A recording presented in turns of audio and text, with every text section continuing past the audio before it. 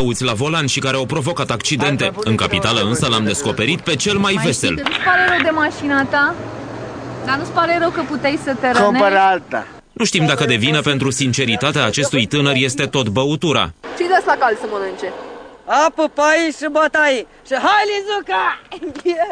Eu nu vă așa. Însă pentru ce se întâmplă cu acest polițist, sigur sunt de vină emoțiile. Mă concentrez și eu 2 minute, nu? Cauza... Până la urmă, polițistul și-a găsit cu greu cuvintele. Dar când cuvintele sunt în franceză... Je vous, s'il vous plaît, s'il vous était gentil. Tot din cauza emoțiilor, medicul din imagine a găsit prea multe cuvinte și toate deodată.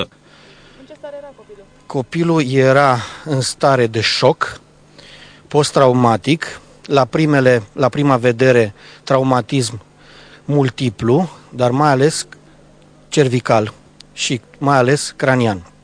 Din fericire, cel cervical la prima vedere s-a dovedit că nu este așa de important, ceea ce era cel mai important pentru noi să știm. Explicații ciudate dau și oamenii simpli, mai ales la nervi. Cum vine copiii, dă mașină tirul negru, e vipere, o zonă de vipere de când venea cu pornul. Sunt balauri, șărpi, sunt toți draci. Adică nu, primarul i-a făcut donație pământului, mortului.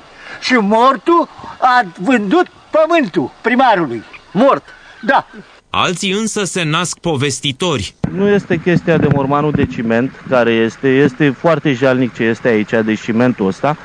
Nu este, deci ce au vrut să facă bine cu acest dig, dar nu este compatibil cum ar fi. Bine ați venit în...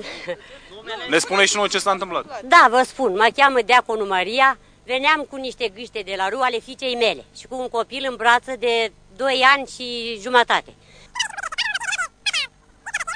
Și eu gâștele scosei de pe o uliță și gata, mașina dete peste una, de sări în sus. La toți scasă capul pe geam și spus o vorbă urâtă care mi-e rușine să o spun. Încheiem cu aceste imagini care nu au nevoie de niciun comentariu. Mă, ți-ar capul, dracu, de prostan. Ce te-a pus să faci capul în gaură, mă? Hai de capul, nu? Aoleu, urechea.